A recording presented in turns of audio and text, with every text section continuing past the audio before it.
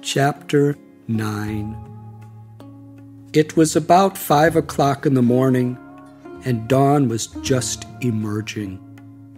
Not knowing where to go or what to do, I stood with my friend on a railway platform, which bustled with crowds who came off the train and hundreds who wrestled to get on.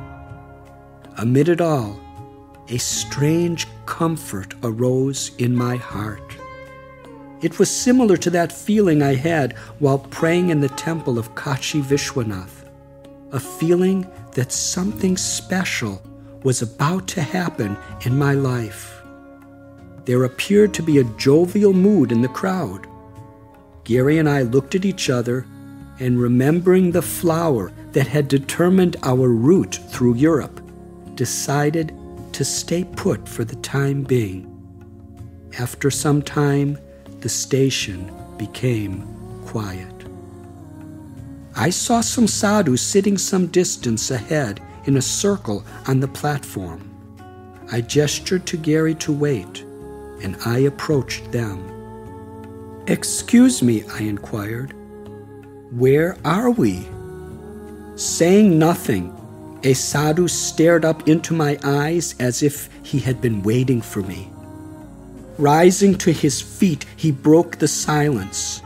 "This is Mathura, Lord Krishna's birthplace, and today is Janmashtami, Krishna's birthday."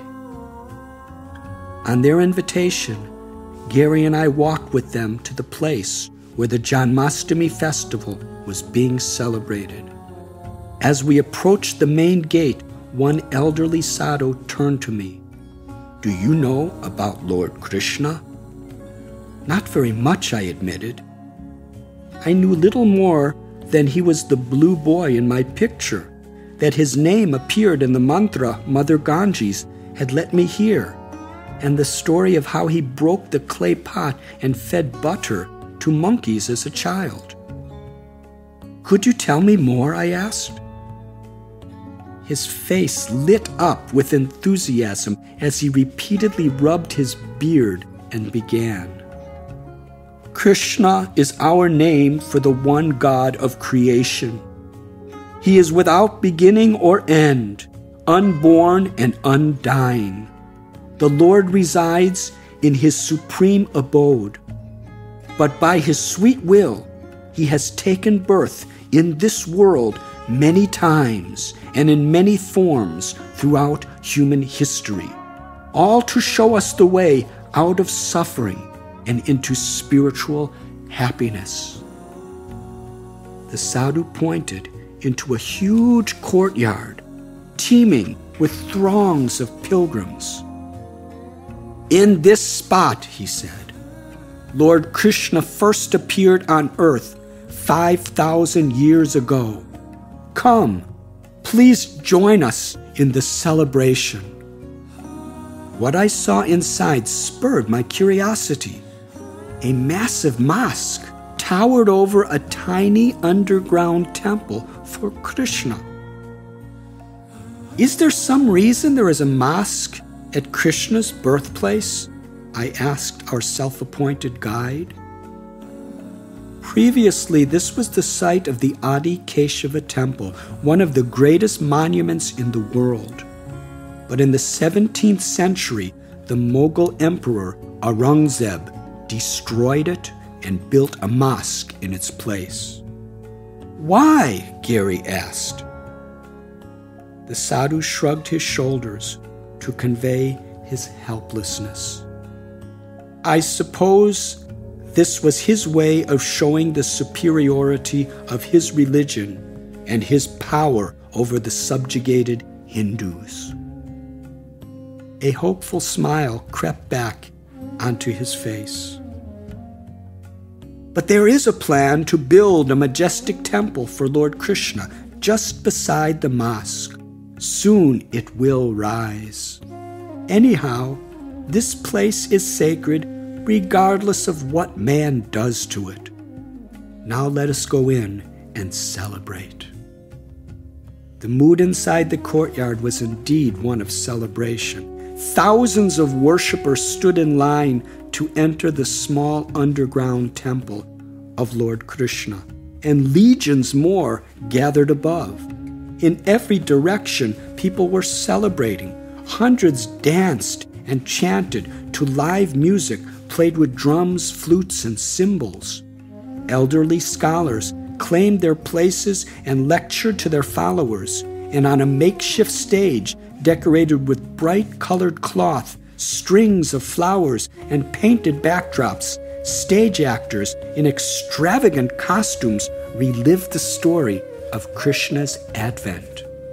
Meanwhile, priests poured oblations of clarified butter into a sacred fire while chanting mantras from the Vedas, or ancient Sanskrit holy books. Smiling and singing, devotees tossed colored powders on one another as they roamed about from one event to another. We even saw Hindus with clay markings on their foreheads and bearded Muslims wearing their traditional caps, laughing and dancing together, absorbed in the festivities.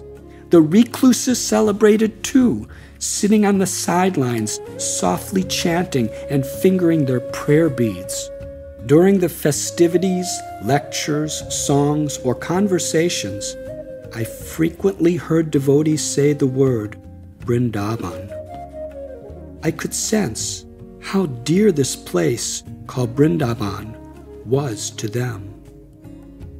We spent all day absorbing the wonderful sights and sounds of the birthday celebration. As midnight approached, swarms of people streamed through the lanes that led to the Yamuna River, crowding into the Dwarkadish temple near its banks. According to the scriptures, it was at midnight that Lord Krishna appeared in the city of Mathura. Now everybody waited for that moment. Although the temple was already packed with thousands, a steady flow of thousands more managed to stream through the door. The police tried to control the crowds in vain with long bamboo sticks. Neither Gary nor I had ever seen such massive crowds. To get a better view, we climbed up 2 pillars in the temple hall and looked down upon this astonishing scene. We scanned the multitude, which vibrated in anticipation. When the clock struck midnight, the doors of the inner sanctum swung open to reveal the altar of Krishna. A tumult of joy rose like a tidal wave. Enthralled, the people in the crowd were oblivious to being shoved and crushed. Old and young, male and female, rich and poor, all merged together with palms joined in prayer and eyes glossed with devotion. Small circles of villagers sang their own special songs, while everyone else laughed, cried, danced, and exuberantly called out Krishna's holy names.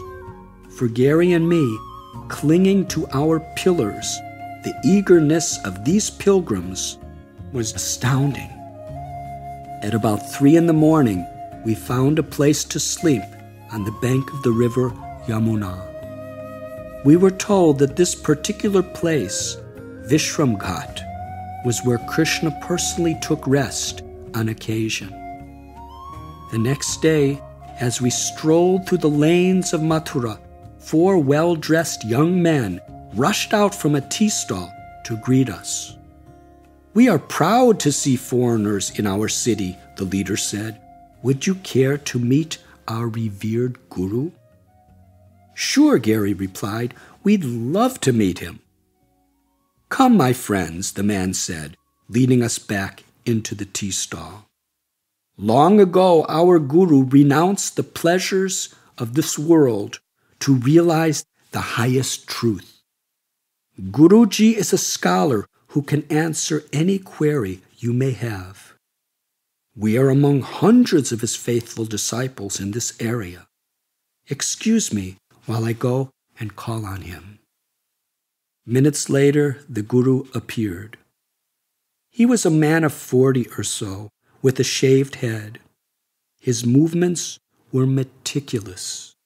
Speaking refined English, he articulated for us in a pleasing accent the scriptural importance of Mathura city.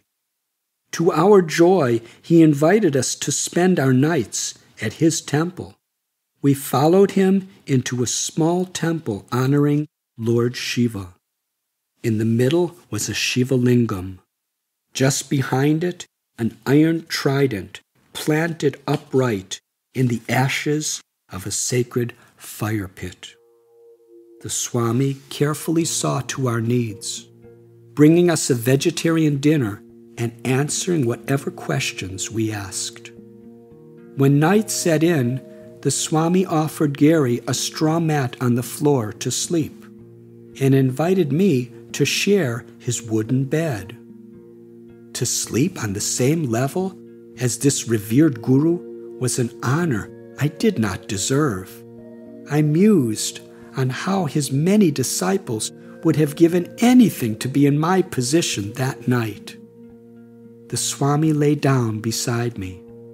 Then, in the quiet of the night, I felt his hands massaging my body. "Why are you doing this?" I asked. "This is our custom to show hospitality for guests." Not wanting to be ungrateful, I said nothing. Slowly his hands crept toward the private parts of my body. My mind swam in a whirlpool of apprehension. Confused, I pushed his hands away. After a few minutes, his hands snaked downward again. Again I pushed them away. Please do not massage me. I don't like this." He whispered into my ear, "I am giving you God's blessing. It is not me that is doing. I am simply God's instrument. You must not resist." The room was dark and hot. I lay there in anguish. What if I disappoint him? He might punish me. I thought of Vasudeva and his unfortunate experience with a corrupt guru. Or he may have yogic powers. Each time the man tried to grope me, I pushed his hands away. Was this really a custom for showing hospitality? His aggression increased with each failed attempt. Now he was panting with passion and becoming more forceful. He would not take no for an answer. Incited, I was on the verge of smashing him with my fists, but I restrained. How could I fight with a Swami? Is that what a sadhu should do? And what would his disciples do to me if I did? Perspiring profusely in the sweltering humidity of the monsoons, I lay there and prayed to be saved from this horrible situation. Then I made up my mind. Shoving him away, I jumped to my feet. Infuriated, he embraced me tightly, but I wriggled my way out, pushed him away, and fled. Gary, meanwhile, slept peacefully through the whole ordeal. I rushed into a deserted lane in the late night and was free. From a safe distance, I spied on the Swami through the open entranceway, making sure he did not offer any of his hospitality to Gary. Like a watchdog, I stood guard, ready to come to Gary's aid if required. Standing in the shadows of night, drenched by a monsoon downpour, I remained awake until dawn. In every spiritual path, there are those who are true and those who are false. Saintliness is not determined by one's title, dress, hairstyle, or place of residence. This man, for example, had the title of Swami, a shaved head indicating he had renounced worldly pleasures, and the robes of a sadhu. He was a scholar of scripture, the high priest of a temple, and the guru of many disciples who revered him. Yet he tried to exploit me to satisfy his own carnal desire. Real saintliness should be understood by a person's behavior. Exerting one's spiritual authority to exploit the innocent is a grave injustice. I prayed that this incident would not create doubt in my mind toward the sincere devotees. Gary continued to sleep peacefully through the night without incident, oblivious to the storm that raged both inside and outside the temple of Shiva. In the morning, Gary was shocked to hear my description of what had happened. A guru ravaged by lust? Our idealistic innocence was once again challenged by the real world. Despite having been stranded in Mathura, we were still determined to make our pilgrimage to Amarnath in the Himalayas. But that day, while taking my morning bath in the Yamuna River, I felt an intense pulling to visit the nearby village of Brindaban everyone had been talking about. For reasons I could not explain, I longed to go to Brindaban alone, as a solitary pilgrim.